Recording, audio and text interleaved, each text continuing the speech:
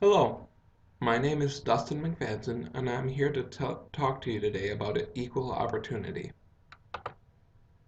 In the early U.S., there was no type of action or committee to ensure that every citizen received the same opportunities.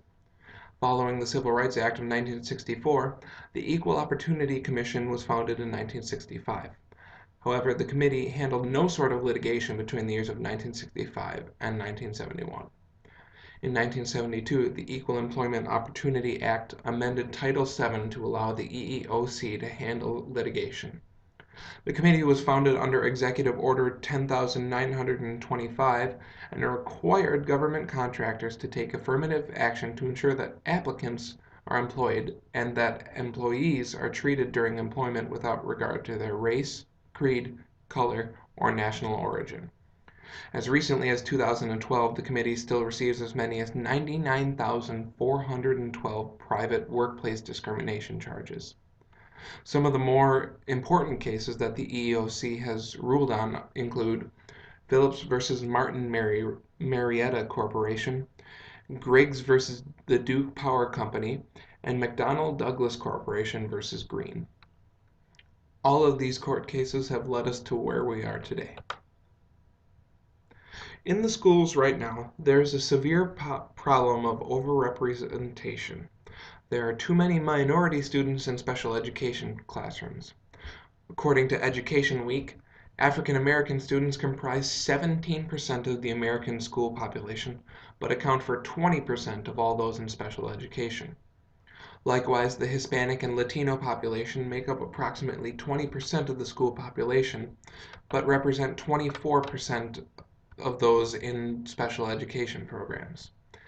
Because we know that there are no genetic differences between minorities and the white population, we can surmise that these proportions are extremely skewed. On the same note, the overrepresentation of white students in gifted and talented programs is also apparent.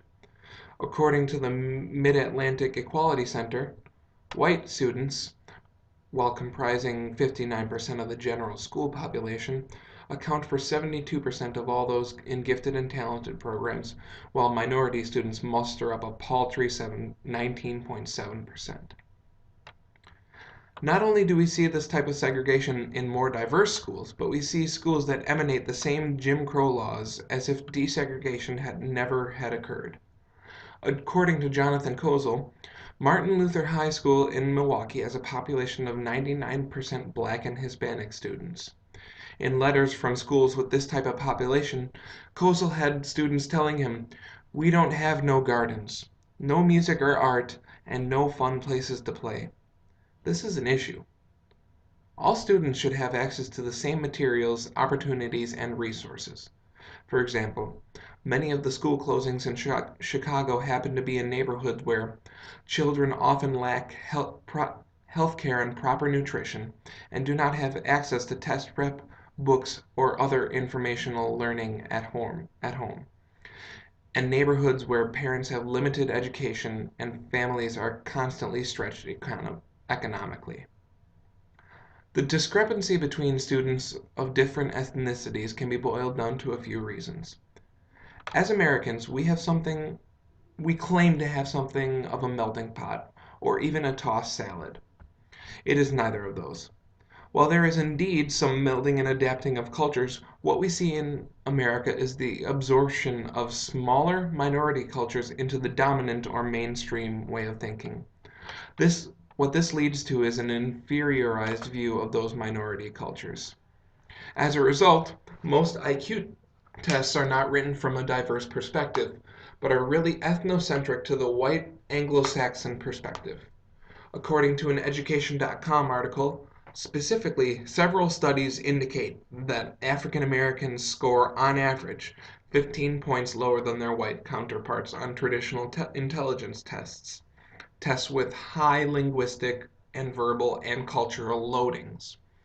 When minority students take these standardized tests, they score lowly, which, at face value, means they do not meet a certain level of intelligence, thus resulting in the perpetuation of minorities as less intelligent than whites in general.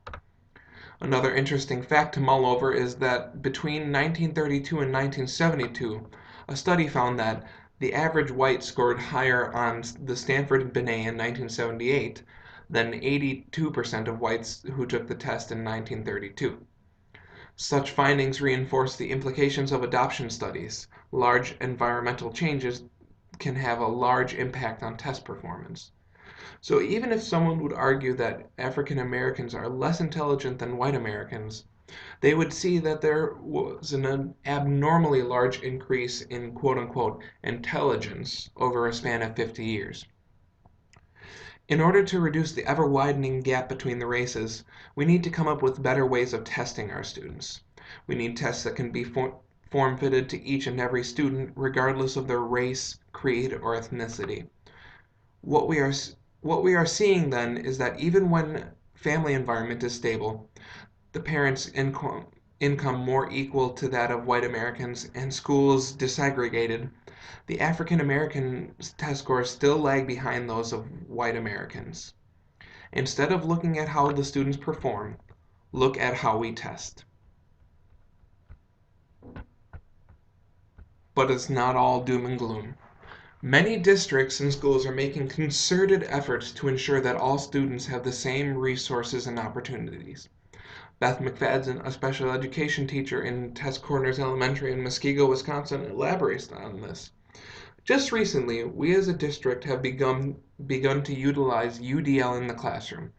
It's exciting to see kids be successful with word prediction software in their writing. She then goes on to say that many of the students in her school are using Chromebooks, assuring that every student is allowed the same technology to further their education. These are the type of smaller advances that we need in education. If we can continue to chip away at the inequity in our public schools, we are that much closer to finding that dream that a famous man once talked about. I have a dream that my 4 little children will one day live in a nation where they will not be judged by the color of their skin, but by the content of their character. Thank you very much for your time today.